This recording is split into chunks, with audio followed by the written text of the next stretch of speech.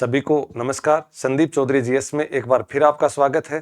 प्राचीन भारतीय इतिहास के नए टॉपिक के क्रम में आज हम मगध साम्राज्य के उत्कर्ष के बारे में अध्ययन करेंगे।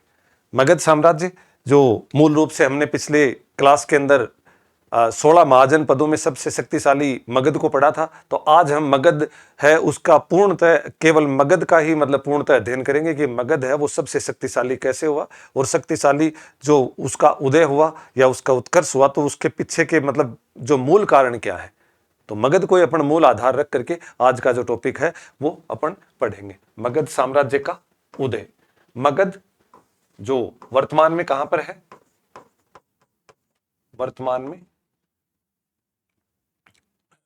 वर्तमान में कहां पर है? बिहार के अंदर। वर्तमान में बिहार में है। और उदय के क्या कारण थे? इसके महत्वपूर्ण कारण तो क्या है? मूल रूप से गंगा, सोन, गंडक, चंपा आदि नदियों से सिंचित क्षेत्र था। ये आदि नदियों से सिंचित क्षेत्र था। सोम, गंगा, गंडक और चंपा नदी जो उसके पूर्व में है। तो इस क्षेत्र के आसपास की पूरी नदियां, जिससे क्या है, इन नदियों के दोआब में समर्द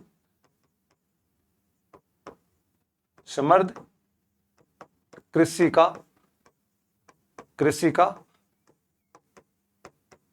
का विस्तार हुआ। समर्द कृषि का विस्तार हुआ। इसके परिणाम स्वरूप इन्हीं नदियों के कारण क्या है,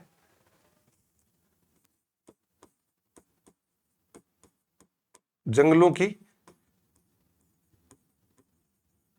प्रचुरता बढ़ी, कि जंगल बहुत ज्यादा हुए। इन जंगलों से क्या हुआ,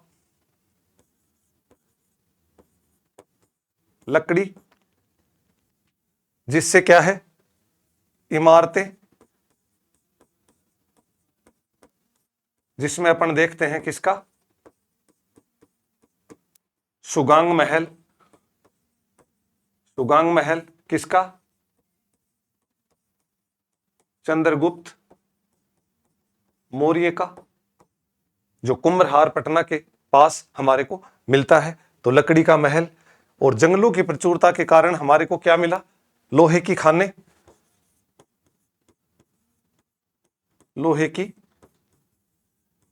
मिली हमारे को।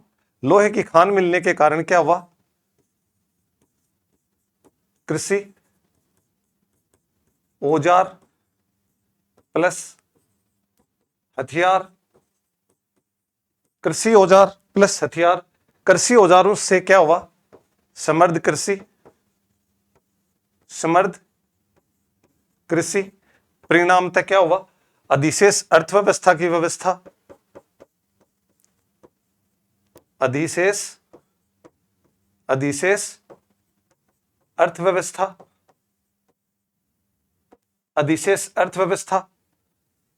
मतलब कृषि से इतना ज्यादा उपज होने लगी कि पूरा इस्तेमाल करने के बाद, खाद्यान्न में इस्तेमाल होने के बाद में भी अधिशेष बचने लगी।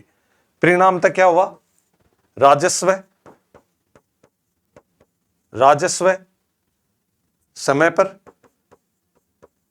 पर मिलने लगा। राजस्व समय पर मिलने के कारण, राजस्व जब समय पर मिला तो राजस्व समय पर मिलने के कारण क्या हुआ,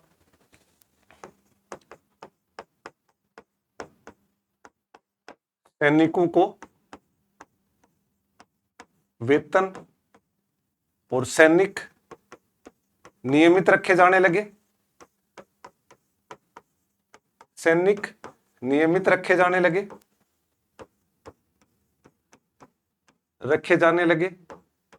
और सैनिकों को उस समय में क्या हुआ, वेतन मिलने लगा। नौकरशाही का विस्तार हुआ। एक सुदृढ़, जब पैसा आपके पास आ गया तो नौकरशाही का क्या होता है, इस समय में नौकरशाही का विस्तार हुआ। नौकरशाही का विस्तार हुआ तो एक ऐसा प्रशासक वर्ग इनको तैयार मिल गया कि जिसकी वजह से ये क्या है, अधिक से अधिक जन कल्याण या लोगों के लिए या आसपास के राज्यों को एक व्यवस्थित तरीके से जीतने की प्रक्रिया इस समय में शुरू हो जाती है।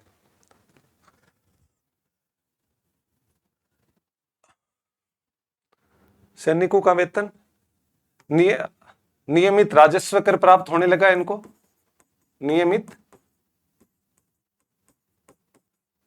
राजस्व प्राप्ति होने लगी। साथ में इन लोगों ने क्या किया, अपना जो राजधानी है, राजगृह या अपन बोल सकते हैं राजगीर, इनको क्या किया जाने लगा, किलेबंदी किया गया। किलेबंद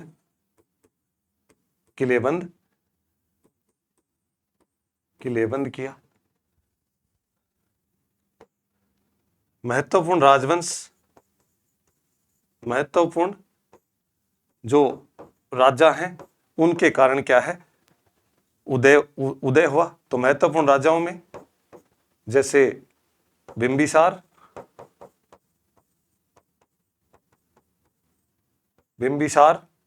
अजातशत्रु, शिशुनाग, महापद्मनंद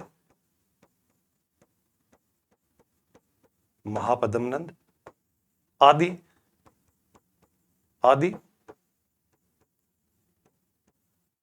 शक्तिशाली राजवंश हैं, वो अस्तित्व में आए। इसके परिणाम स्वरूप क्या है कि मगध साम्राज्य का उदय होना स्वाभाविक हो गया। तो मूल रूप से अपन क्या देखते हैं कि मगध साम्राज्य का उदय जो वर्तमान में कहां पर है, मगध बिहार के अंदर है। गंगा, सोन, गंडक, चंपा आदि नदियों का जो सिंचित क्षेत्र है उसके अंदर इसका पूरा का पूरा जो क्षेत्र है, ये नदियों के दोआब के कारण वहां पर समृद्ध कृषि का विकास हुआ। साथ में जैसे ये इतनी नदियां थी तो उसके आसपास में क्या हुआ, जंगलों का विस्तार हुआ। जंगलों से इनको लकड़ियों की प्राप्ति हुई, जिससे बड़ी बड़ी इमारतें जैसे सुगांग महल है जो चंद्रगुप्त मौर्य के द्वारा बनाया गया है, वो महल का विस्तार हुआ। लोहे की जो खानें मिली वहां पर, इससे क्या हुआ, कृषि औजार बने और साथ में हथियार बने। कृषि औजारों से क्या है, कृषि की समृद्धता बढ़ी और अधिशेष अर्थव्यवस्था है उसका निर्माण हुआ। अधिशेष अर्थव्यवस्था का मतलब है जब किसी क्षेत्र के अंदर कृषि है वो पर्याप्त, मतलब मूल रूप से पहले जो भी अर्थव्यवस्था थी वो कृषि आधारित ही थी। तो उसमें जब कृषि के संसाधनों में अधिक से अधिक हमारे पास उपज बहुत ज्यादा हो जाए और राजस्व चुकाने के बाद में भी राज्य के पास इतना मतलब अनाज या इतना मतलब समृद्धि बच जाए, उससे क्या होता है कि राजस्व समय पर आने लगा, लोगों के पास अनाज बहुत ज्यादा उपज होने लगा तो लोग समय पर राजस्व देने लगे, अपने आप समृद्ध स्थिति बढ़ने लगी। इसके बाद में क्या होता है कि सैनिकों का वेतन है वो दिया जाने लगा क्योंकि राजस्व पर्याप्त समय पर आने लगा, पूरा राज्य समृद्ध हो जाएगा। सैनिक नियमित करके रखे जाने लगे, अब भाड़े के सैनिक रखने की आवश्यकता नहीं है, अब सामंतों के अधीन सैनिक रखने की आवश्यकता नहीं है, उनको समय पर वेतन दिया जाने लगा, उनकी कार्य कुशलता में वृद्धि आई, ये सारी की सारी चीजें। नौकरशाही का विस्तार हुआ। नौकरशाही का विस्तार का मतलब है इस समय में एक प्रशासक लोग हैं उनको नियुक्त किया जाने लगा और योग्यता के आधार पर प्रशासकों की नियुक्ति करने लगे। नियमित राजस्व की प्राप्ति के परिणाम स्वरूप राजधानी जो इनकी थी राजगृह या राजगीर, वो किलेबंद शहर कर दिया गया, किलेबंद कर दिया गया चारों तरफ से, क्योंकि सैनिक हैं स्थायी बना दिए गए। और महत्वपूर्ण इस समय में सबसे बड़ी बात क्या है कि इस उदय के पीछे सबसे महत्वपूर्ण राजवंश या राजा जो बिंबिसार, अजातशत्रु, शिशुनाग और महापद्म नंद वंश से संबंधित आदि जो शक्तिशाली राजा हैं, इन सब के विस्तार के कारण क्या हुआ कि ये मूल रूप से ज्यादा स्थितियां सामान्य होने लगी। इस समय में राजवंशों का क्रम, मगध के जो राजवंश हैं उनका क्रम क्या है, मगध के जो राजवंश है उनका बृहद्रथ राजवंश आया सबसे पहले। इसके जो संस्थापक हैं वो कौन है, बृहद्रथ हैं जो इसके कौन है, संस्थापक हैं इस वंश के। फिर इसके बाद कौन आए, जरासंध और इसके बाद कौन आए? रिपुंजय। रिपुंजय। जरासंध क्या है? ये महाभारत कालीन है।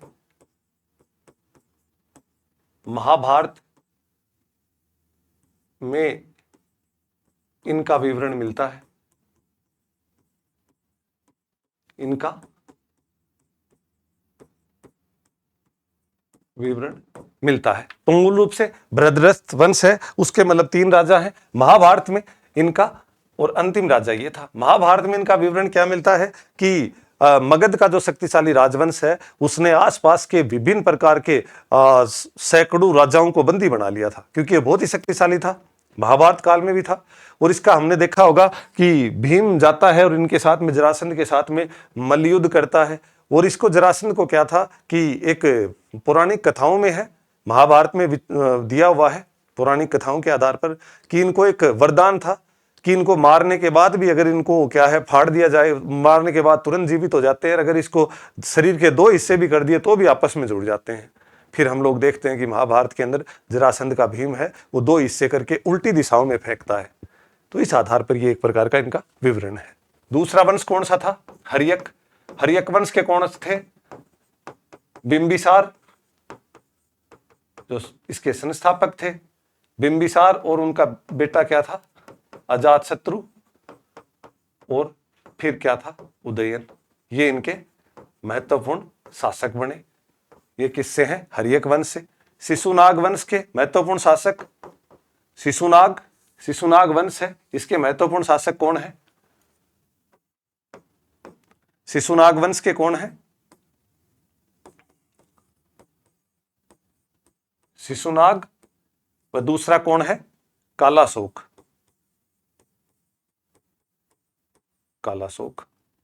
और नंद वंश के कौन है? महापद्म नंद।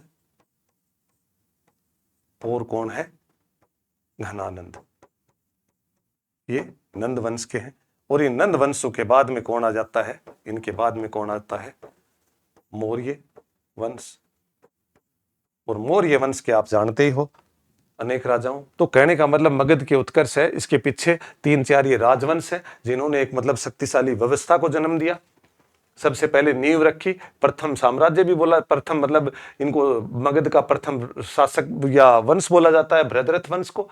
और पहला जो भी है ये कौन है? बृहद्रथ है, इसका सबसे पहला जो संस्थापक है। फिर उसके बाद जरासंध, फिर उनके बाद रिपुंजय। और भी शासक रहे हैं, लेकिन ये मतलब इनका क्रम जो महत्वपूर्ण शासक रहे हैं जिन्होंने मगध को शक्तिशाली और उसके जो उत्कर्ष को आगे ले जाने का महत्वपूर्ण काम किया इसके अंदर।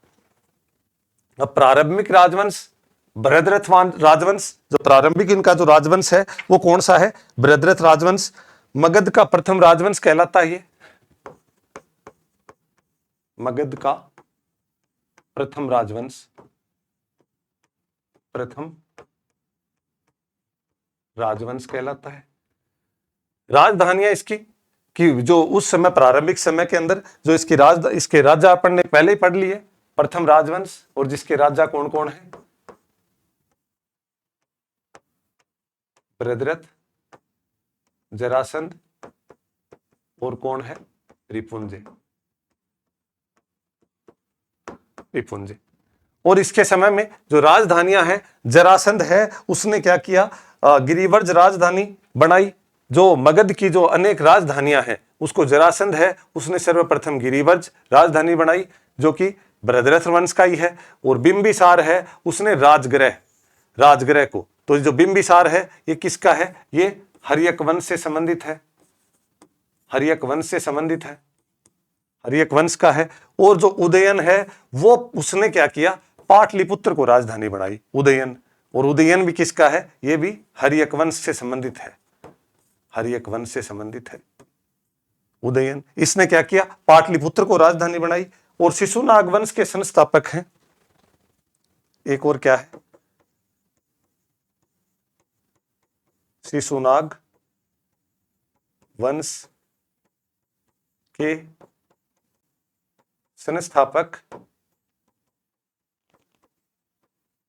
शिशुनाग वंश के जो संस्थापक हैं, जो शिशुनाग हैं, उनकी 2 राजधानियां थी, गिरिवर्ज और वैशाली। शिशुनाग ने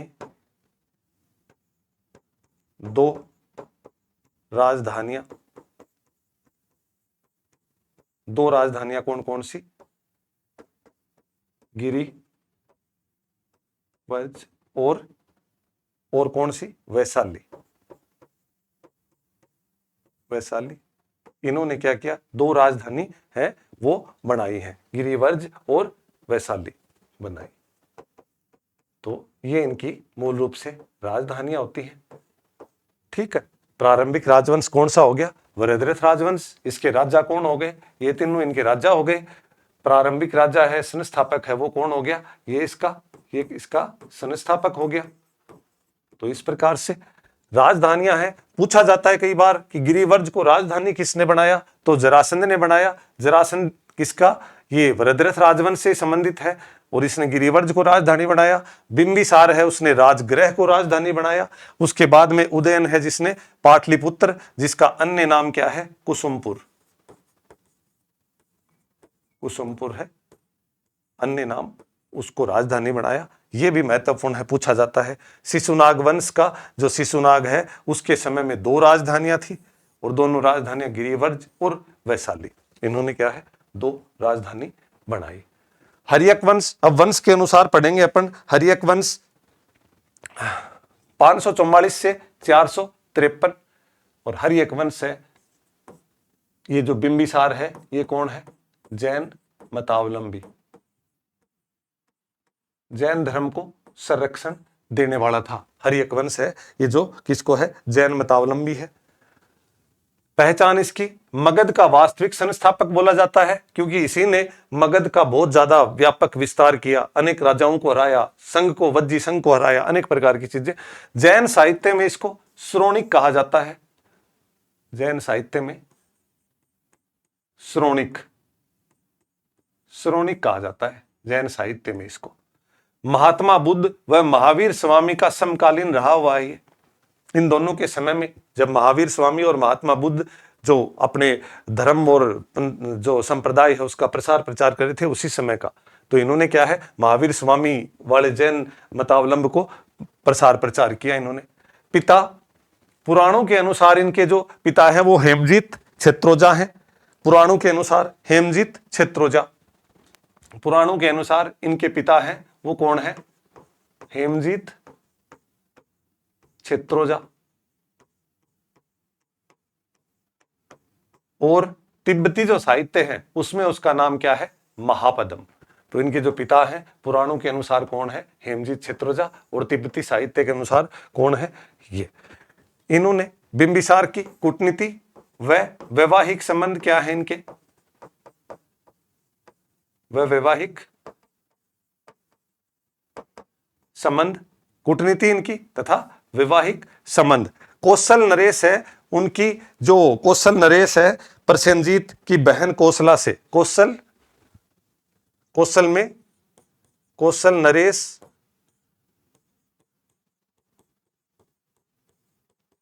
प्रसेनजीत की बहन कौशला से विवाह किया इन्होंने। और लिच्छवी जो चेटक है, लिच्छवी राज चेटक है, उसकी पुत्री चेलना से विवाह किया।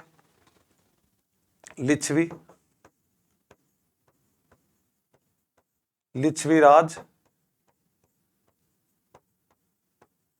चेटक की पुत्री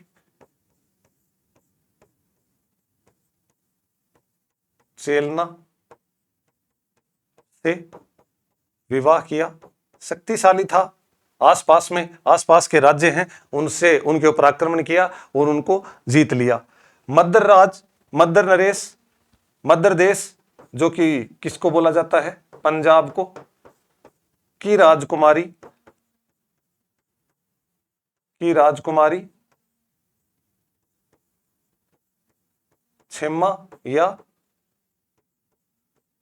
खेम्मा से इन्होंने क्या किया? विवाह किया। इनसे इन्होंने विवाह किया। कौशल नरेश जो प्रसेनजीत है उसकी बहन कौशला से विवाह किया। लिच्छवी राज चेटक है, उनकी पुत्री जो चेलना से विवाह किया और क्षेमा से विवाह किया। ठीक है।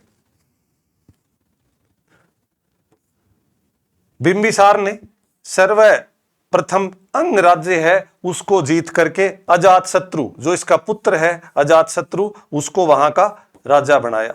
अंग का जो राजा उस समय ब्रह्मदत्त था, ब्रह्मदत्त है वो यहां का राजा था। इसको युद्ध के अंदर क्या किया, इन्होंने युद्ध में मार दिया, युद्ध में इसकी हत्या करके, और वहां पर सर्वप्रथम इन्होंने क्या किया, वहां का जो अपने पुत्र अजातशत्रु को वहां का राजा बनाया इन्होंने।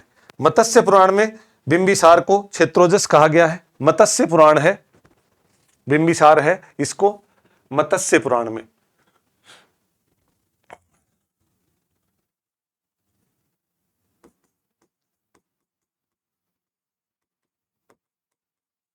बिंबिसार को मत्स्य पुराण में क्या कहा गया है, क्षेत्रोजस कहा गया है। क्षेत्रोजस कहा गया है, कहा गया है। तो ये महत्वपूर्ण है कि बिंबिसार हैं, इनको क्या है, मत्स्य पुराण में क्या कहा गया है, क्षेत्रोजस कहा गया है।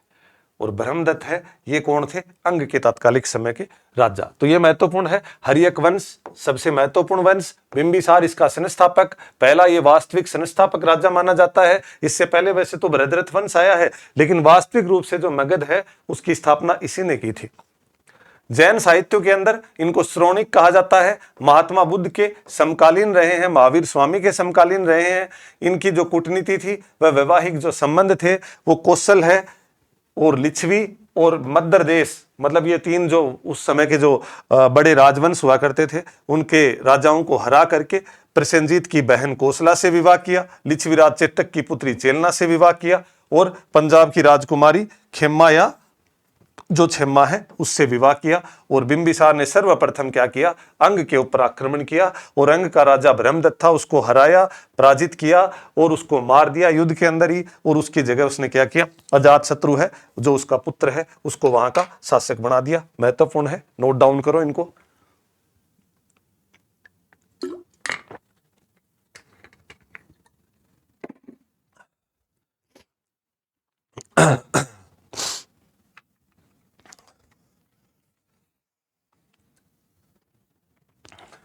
एक हर्यक वंश है, इसको क्या कहा जाता है, पितृहंता वंश कहा जाता है।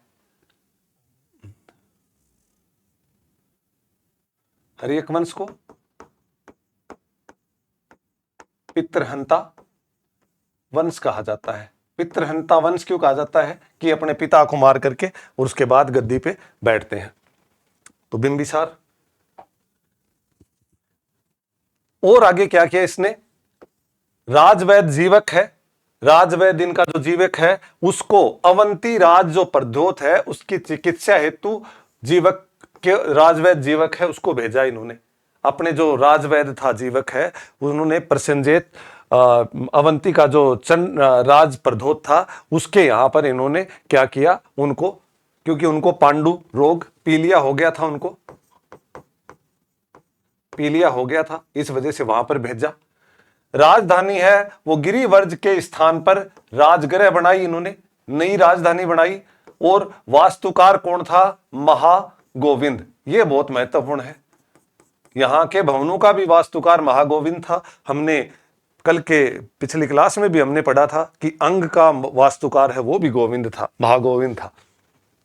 इसका अंत कैसे हुआ, देवदत्त के उकसाने पर अजातशत्रु ने अपने पिता की हत्या कर दी, इसीलिए इसको क्या है, पितृहंता वंश कहा जाता है। कि देवदत्त है, ये देवदत्त कौन था, चचेरा भाई था इसका, चचेरा भाई था किसका, अजातशत्रु का चचेरा भाई, जिसने अजातशत्रु को उकसाया और वहीं पर इनकी क्या कर दी गई, हत्या कर दी गई। तो समझ गए, अवंती राज, पीलिया आदि सब चीजें। फिर उदयन, अगला अजातशत्रु। अजातशत्रु कब बना, 493 से 462 ईसा पूर्व के मध्य। शासन इसको कुणिक कहा जाता है, इसको तो जिस प्रकार उसको हमने देखा था पिछली क्लास के अंदर कि जो भी क्या नाम बिंबिसार है उसको श्रोणिक कहा जाता था, तो इसको क्या कहा जाता है, कुणिक कहा जाता है। इसके जो मंत्री हैं वो कौन है, वस्त्रकार और सुनिध। कौशल राज प्रसेनजीत को पराजित किया। जहां हमने इनको देखा था कि कौशल राज है वो प्रसेनजीत है, उसको इन्होंने पराजित किया। किसने किया, अजात शत्रु ने। ठीक है। युद्ध है वज्जी संघ के 16 वर्षों का युद्ध लड़ा इन्होंने।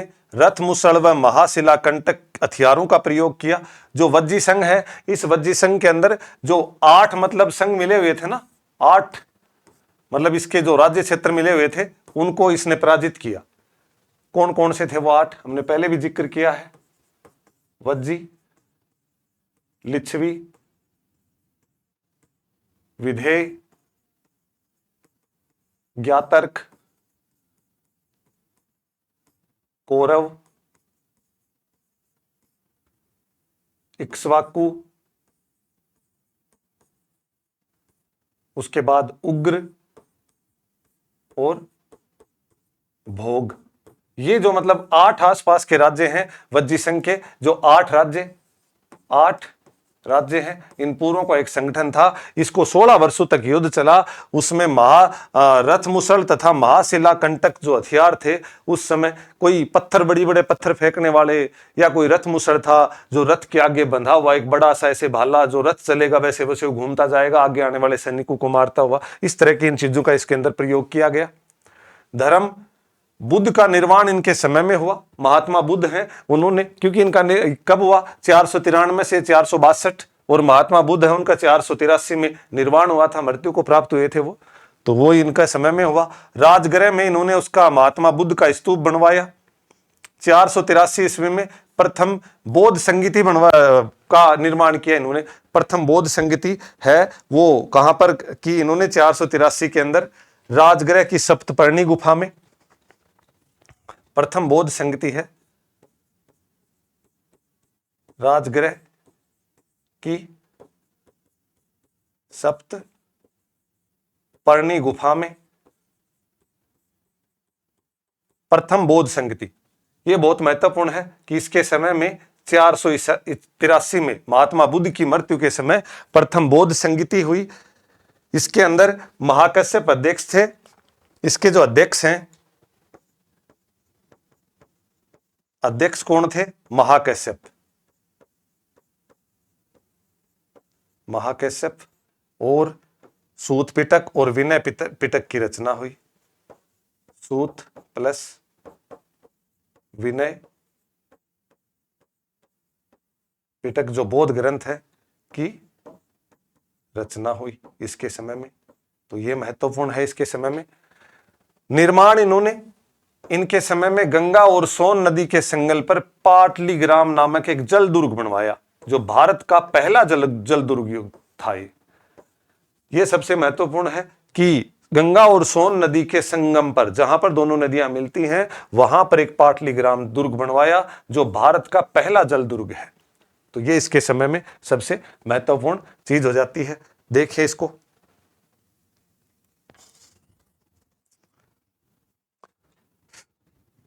अजातशत्रु पितृहंता वंश है, तो इसकी हत्या कौन करता है, हत्या है वो पुत्र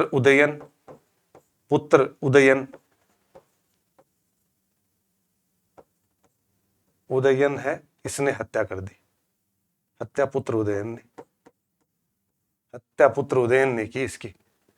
और इसके बाद कौन बन जाता है, इसके बाद में जो अगला राजा है वो कौन बनता है, उदयन बनता है। उदयन कब बैठता है, 462 से लेकर के 445 ईसा पूर्व के अंदर। क्या करता है, अपने पिता की हत्या कर देता है। पाटलिपुत्र को राजधानी बनाता है। पाटलिपुत्र को सर्वप्रथम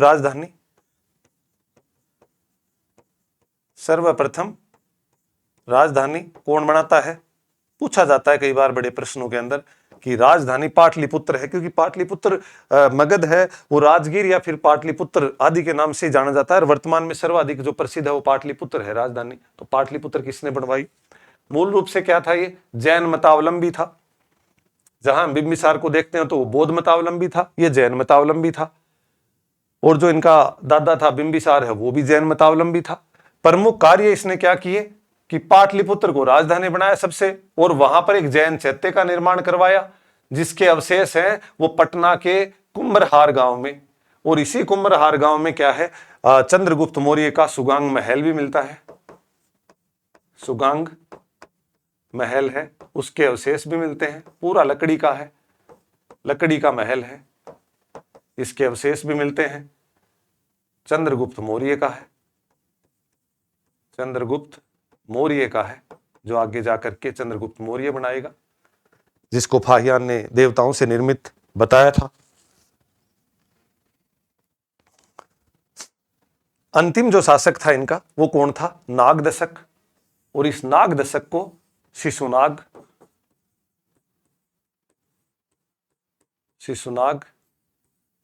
ने हटाकर शिशुनाग वंश की स्थापना कर देता है।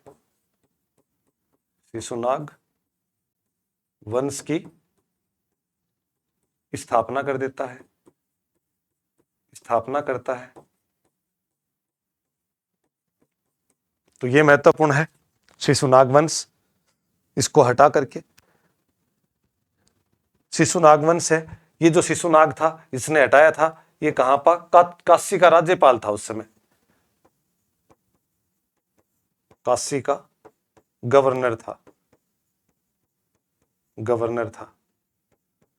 शिशुनाग वंश, जो शिशुनाग इसको हटाता है, इसकी जानकारी हमें किससे मिलती है, जानकारी किससे मिलती है हमारे को, एक नाटककार हुए हैं भास, भास के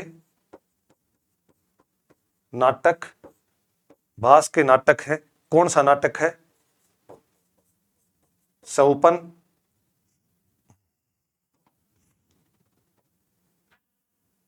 भास का जो नाटक है सौपन वास वदत्ता, सौपन वास वदत्ता इसका क्या है, नाटक का नाम है। इस नाटक से क्या है, हमारे को इसकी जानकारी मिलती है। तो उदयन है वो अजातशत्रु को मार करके उसके बाद शासक बना। और इनका जो अंतिम शासक है वो कौन था, नागदशक या नागदर्शक भी लिखा हुआ उसमें। मूल रूप से इसने अपने पिता की हत्या की, पाटलिपुत्र को राजधानी बनाया, जैन मतावलंबी था। उसके बाद में पाटलिपुत्र में जैन चैत्य का निर्माण कराया। उसके जो अवशेष है वो कुम्भरहार गांव में मिलते हैं, पटना के पास में। सुगांग महल जो कि चंद्रगुप्त मौर्य का है, जो चंद्रगुप्त मौर्य बनाते आगे, वो भी इसके अंदर यहीं पर है। अंतिम शासक है वो नागदशक था, और उसको क्या किया, शिशुनाग, जो कि काशी का गवर्नर था इनके समय में, काशी का गवर्नर था। जब पटना, मतलब पटना के अधीन में जो काशी है वो इनके अधीन में किया हुआ था, तो उसका गवर्नर था। और उसकी जानकारी हमें किससे मिलती है, भास के नाटक है सौपन वास व दत्ता, तो इससे हमारे को इसकी जानकारी मिलती है। अगला राजवंश कौन सा है, शिशुनाग राजवंश। शिशुनाग राजवंश, शिशुनाग राजवंश, जो ये शिशुनाग है जो काशी का गवर्नर था, काशी का राज्यपाल था, वैशाली की नगर वधु का पुत्र था। वैशाली की जो नगर वधु थी वो गणिका थी, गणिका का मतलब होता है वेश्या, तो उसका पुत्र था ये। राज दरबारों में उस समय में बड़े बड़े वेश्यावर्ती के जो बड़े बड़े कोठे होते थे, उनके अंदर क्या है, ये उसकी गणिका का पुत्र था, काशी का राज्यपाल था। गिरिवर्ज व वैशाली दोनों को इसने राजधानी बनाया।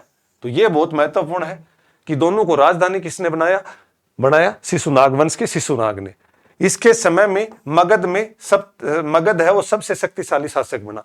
इसी के समय में क्या हुआ कि मगध है वो सर्वाधिक शक्तिशाली राज्य बना, क्योंकि इसने वैशाली को भी अपने अधीन में कर लिया था, गिरिवर्जर दोनों को प्रभावशाली, 2 राजधानियां बना ली थी, अनेक प्रकार का। शिशुनाग वंश का ही अगला महत्वपूर्ण राजा कौन है, काला अशोक। 393 से 366 ईसा पूर्व के इसकी जो भी इसकी समय अवधि है। महत्वपूर्ण इसके समय में क्या घटना घटती है, अन्य नाम क्या है इसका, अन्य नाम काकवर्ण, काकवर्ण इसका अन्य नाम है। काकवर्ण नाम से भी इसको जाना जाता है। और इसने क्या किया, जो जैसे इन्होंने क्या गिरिवर्ज और वैशाली को राजधानी बना दिया था शिशुनाग ने, और इसने क्या किया, दोबारा इसने पुनः पाटलिपुत्र को वापिस राजधानी बना लिया। पाटलिपुत्र को पुनः पाटलिपुत्र को राजधानी बनाया, राजधानी। तो इसने पुनः वापिस पाटलिपुत्र को क्या किया, इसने वापिस इसने राजधानी बना दिया। इसके समय में वैशाली में कालाशोक विहार में 383 ईसा पूर्व में महात्मा बुद्ध के निर्वाण होने के 100 वर्षों के बाद में दूसरी बौद्ध संगीति है का आयोजन करवाया। कब करवाया? पहली बौद्ध संगति कब हुई थी? 483 ईसा पूर्व में, जब महात्मा बुद्ध की मृत्यु हुई थी। दूसरी बौद्ध संगति कब होती है? 383 ईसा पूर्व के अंदर इसने बौद्ध संगति अध्यक्ष सभा करीम, जिसकी अध्यक्षता किसने की? अध्यक्ष कौन बने? सभा कमीर, सभा कमीर। और इस समय में जो बौद्ध संघ है, जो बौद्ध संघ है वो 2 भागों में विभाजित हो गया, महासांगिक और थेरावाद। बौद्ध संघ 2 संप्रदायों में विभाजित, इस मतलब बौद्ध संगति में संप्रदायों में विभाजित, महासांगिक और थेरावाद। महासांगिक और दूसरा कौन सा था? थेरावाद। इन दोनों के अंदर क्या है, ये पूरा का पूरा इसके अंदर। और इस वंश का सबसे अंतिम जो शासक था वो कौन था? इस वंश का अंतिम शासक नंदीवर्मन इनका अंतिम शासक था। और इस नंदीवर्मन को क्या करते हैं? नंदीवर्मन को नंद वंश का महापदम नंद है, वो मतलब इसको हटा देता है, वो हटाकर नंद वंश की स्थापना करता है, नंद वंश की स्थापना करता है, नंद वंश की स्थापना करता है। तो कहने का मतलब है शिशुनाग वंश के 2 महत्वपूर्ण, शिशुनाग जो महत्वपूर्ण सबसे शक्तिशाली राज्य, 2 राजधानी गिरिवर्ज और वैशाली, और कालाशोक है ये 393 से 366 ईस्वी तक, अन्य नाम इसका काकवर्ण है। वैशाली के अंदर इसके समय में बड़ी घटना हुई कि महात्मा बुद्ध के निर्वाण के 100 वर्षों के बाद में इसने दूसरी बौद्ध संगति का आयोजन करवाया, और उसके अंदर उसके जो अध्यक्ष थे वो कौन थे? सभा करीम। और बौद्ध संघ है वो 2 संप्रदायों में विभाजित हो गया, एक तो महासांगिक और दूसरा थेरावादी। और इस वंश का जो अंतिम शासक है वो कौन था? नंदीवर्मन था। और नंदीवर्मन को नंद वंश के महापदम नंद ने, मतलब महापदम नंद नामक आदमी, उसने क्या किया, यहां पर इसके राज्य में विद्रोह करवाया, और विद्रोह करवा करके और मौका पा करके इसको हटा दिया और नंद वंश की स्थापना कर दी। तो इस तरह से इसके अंदर यह महत्वपूर्ण। अगला वंश आएगा नंद वंश। पहला इसका जो शासक है वो कौन है? महापदम नंद। और महापदम नंद क्या है? जैन धर्म को आश्रय दिया। इसने क्या है? जैन धर्म को आश्रय दिया, जैन धर्म को आश्रय दिया, आश्रय। ये जो समय अवधि चल रही है इसके अंदर जैन और बौद्ध दोनों ही धर्म है वो अपने अपने मतलब विस्तार और प्रसार के लिए लगातार प्रयासरत थे। तो आप लोगों ने देखा होगा कि जहां हर्यक वंश है, उसके बाद बिंबिसार वंश है, मतलब जो कालाशोक वंश है, तो ये जितने भी राजवंश हैं उसमें एक राजा है वो बौद्ध वंश को मतलब बौद्ध धर्म को संरक्षण देता है, दूसरा वो जैन धर्म को संरक्षण देता है। तो इस तरह के मतलब आपस में ये चलता रहता है।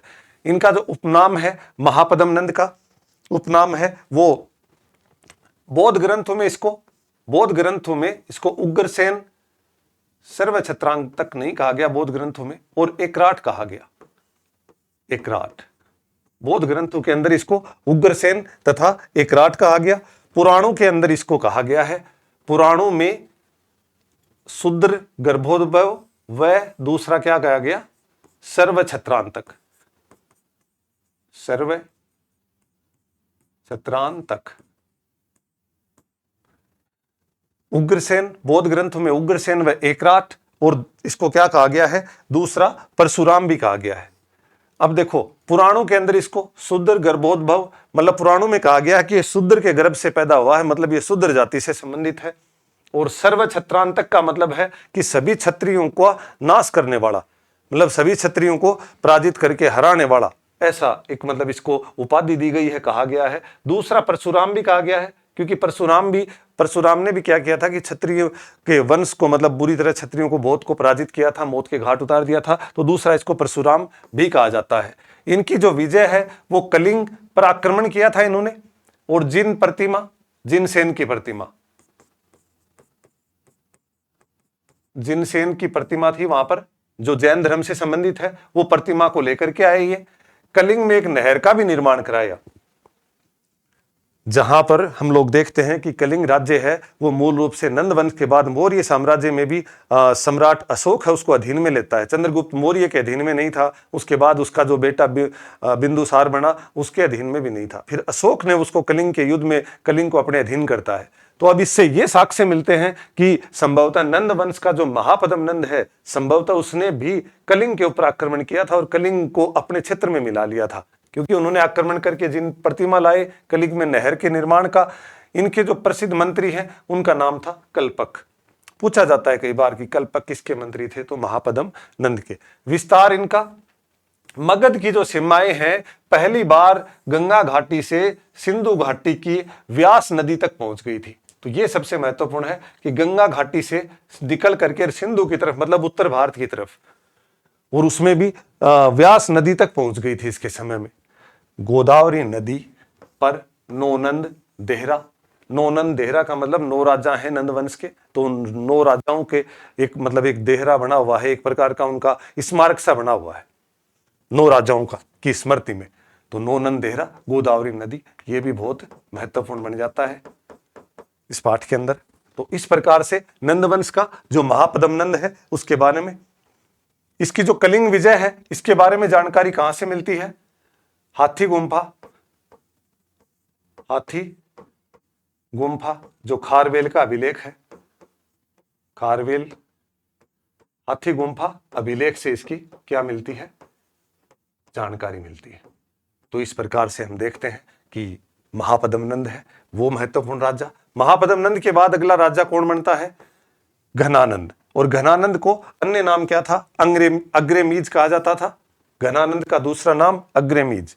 इसके समय में जो सेनापति था वो कौन था, भद्रसाल व अमात्य राक्षस, सकतारक भी बोलते थे उसको। तो मूल रूप से इसके समय में जो सेनापति थे वो 2 सेनापति हुआ करते थे। चाणक्य, जो चाणक्य का पुत्र था, चाणक्य का पुत्र था ये, जिसने जो कि तक्षशिला के अंदर शिक्षक हुआ करता था। नंद वंश को प्रथम साम्राज्य निर्माता कहा जाता है। नंद वंश को भारत का प्रथम साम्राज्य निर्माता कहा जाता है, यह सर्वाधिक महत्वपूर्ण है। नंद वंश को प्रथम साम्राज्य निर्माता कहा जाता है। तो ये जो चाणक्य था इसी के समय का, मतलब इस नंद वंश के पतन का भी कारण बोलते हैं कि ये चाणक्य ही बने थे, क्योंकि चाणक्य जब तक्षशिला में थे तो तक्षशिला के गवर्नर हैं वो वहां की प्रजा को अनावश्यक परेशान करते थे। इसके परिणाम स्वरूप क्या करते हैं, घनानंद के दरबार में चाणक्य आते हैं और वो बोलते हैं कि आपके वहां पे जो गवर्नर लगाए हुए हैं वो प्रजा को ज्यादा परेशान कर रहे हैं। तब इनका बोलते हैं कि घनानंद ने इनके दरबार में इनका उपहास कर दिया, इनका मजाक उड़ाया, और मजाक उड़ाने के परिणाम स्वरूप इन्होंने क्या है, चाणक्य ने वहीं पर शपथ ली, बोला आप जैसे जो अन्यायी राजा हैं जो मूल रूप से प्रजा के कल्याण की बात नहीं करते तो उनका पतन होना निश्चित है, आपके अहंकार है उसका भी पतन होगा। तो इसके बाद इन्होंने बोलते हैं कि शपथ ली चाणक्य ने कि आपको हटा करके ही मैं मानूंगा। और फिर ये वापिस जा रहे थे तो जंगल में, माना जाता है कि जंगल के अंदर से गुजर रहे थे जिस रास्ते से, वहां पर इनको 11 वर्ष की अवस्था में चंद्रगुप्त मौर्य है वो कोई राजकिलम जैसा कोई खेल खेलता हुआ इनको मतलब दिखाई दिया। राजकिलम एक ऐसा मतलब व्यूह रचना वाला खेल है जिसके अंदर चोर पुलिस की तरह से कोई खेल होता है, जिसमें व्यूह रचना रची जाती है कि किस तरह से कोई तो उसको लगा कि यार इस बच्चे के अंदर एक मतलब एक अच्छे राजा के अच्छे गुण हैं इसके अंदर, तो क्यों ना मैं इसको मतलब प्रशिक्षित करूं। तो उसके पिता जो शिकारी थे उसको 1000 कारसापण मतलब चांदी की मुद्रा दी, और 1000 कारसापण में चंद्रगुप्त मौर्य को 11 वर्ष की अवस्था में इन्होंने खरीद लिया, और उसके बाद इनको लगातार प्रशिक्षण दिया, और प्रशिक्षण देने के बाद में इन्होंने एक छोटी सी सेना तैयार करी, वहीं के आसपास के जो लोग हैं उनको सेना में भर्ती किया, और फिर इन्होंने क्या है नंद वंश के ऊपर आक्रमण किया। प्रारंभिक 1-2 आक्रमण में असफल हुए। साथ में यह भी माना जाता है कि चंद्रगुप्त मौर्य हैं वो 326 ईसा पूर्व के अंदर जो सिकंदर जब यहाँ पर भारत के अंदर आक्रमण करता है, उस सिकंदर के आक्रमण के समय सिकंदर से भी मिलते हैं कि वो नंद वंश के ऊपर आक्रमण करे। लेकिन सिकंदर की जो सेना है वो पूर्वी उत्तर पूर्वी जो सिंधु नदी के तट के ऊपर जो बड़े बड़े राजा अनेक मतलब जो छोटे छोटे राजवंश थे, जैसे पोरस के साथ या अन्य और भी राजवंश थे वहां के, तो वहां की जो जातियां थी बहुत ही सशक्त थी। उनकी सेना उनके साथ लड़ते लड़ते बिल्कुल उनके शौर्य को देख करके ये माना जाता है कि उसकी सेना ने आगे बढ़ने से मना कर दिया। तो फिर इस तरह से क्या करते हैं, नंद वंश है, ये चाणक्य हैं और वो चंद्रगुप्त मौर्य हैं, ये मिल करके और ये क्या करते हैं सीमावर्ती जो क्षेत्र हैं जैसे असम कामरूप का जो राज्य क्षेत्र है, या फिर और उत्तर पूर्वी उत्तर पश्चिम की तरफ में जो भी राज्य हैं दूर दराज के, उन राज्यों से सहायता मांगते हैं, सेना सशक्त इकट्ठी करते हैं, और फिर एक योजना बना करके क्या करते हैं इसके ऊपर मगध के ऊपर आक्रमण करते हैं, और फाइनली घनानंद को पराजित करते हैं, और पराजित करके उसके ऊपर मतलब इस तरह से इसका पतन करते हैं। तो कहने का मतलब इस तरह से जो चाणक्य की बात आई तो ये चीजें प्रथम साम्राज्य निर्माता कहा जाता है। सबसे महत्वपूर्ण ये है अग्रमीज था, इनका जो भद्रसाल और अमात्य राक्षस इनके जो सेनापति हुआ करते थे, तो ये सबसे इसके अंदर महत्वपूर्ण है। सिकंदर का भारत के ऊपर आक्रमण 326 ईसा पूर्व के ऊपर भारत के ऊपर इन्होंने आक्रमण किया। 322 ईसा पूर्व में चंद्रगुप्त मौर्य ने चाणक्य के साथ षड्यंत्र रच करके घनानंद की हत्या कर दी, और किसकी क्या किया मौर्य वंश की स्थापना की, मौर्य वंश की नींव रखी, मौर्य वंश की नींव रखी, जो फिर ये जो मौर्य वंश है ये और भी इस मगध को और भी ज्यादा उत्कर्ष और प्रतिष्ठा की तरफ लेकर के जाएगा।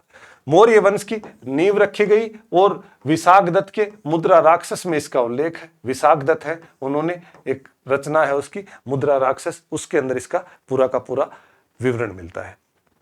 तो आज की जो क्लास है उसके अंदर हमने मगध साम्राज्य के उत्कर्ष के बारे में पढ़ा, मगध साम्राज्य का कैसे उद्भव हुआ, कैसे वो एक प्रकार का भौगोलिक क्षेत्र है उसके प्रभाव हुआ, साथ में अनेक प्रकार के जो महत्वपूर्ण बड़े बड़े राजवंश हैं जिन्होंने अपने राज्य क्षेत्र का और ज्यादा मतलब अच्छे शक्तिशाली राजवंश, इसके परिणाम स्वरूप मगध का उत्कर्ष हुआ, और कैसे कैसे अनेक 4 या 5 राजवंश है जिन्होंने भरतरथ राजवंश, हर्यक राजवंश, शिशुनाग राजवंश, उसके बाद नंद राजवंश, और उन सब ने मिलकर के और फिर आगे जाकर के मौर्य राजवंश, इन्होंने कैसे मतलब मगध का उत्कर्ष किया, मगध को किस प्रकार मतलब चरम पर लेकर के गए, ये पाठ पढ़ा हमने।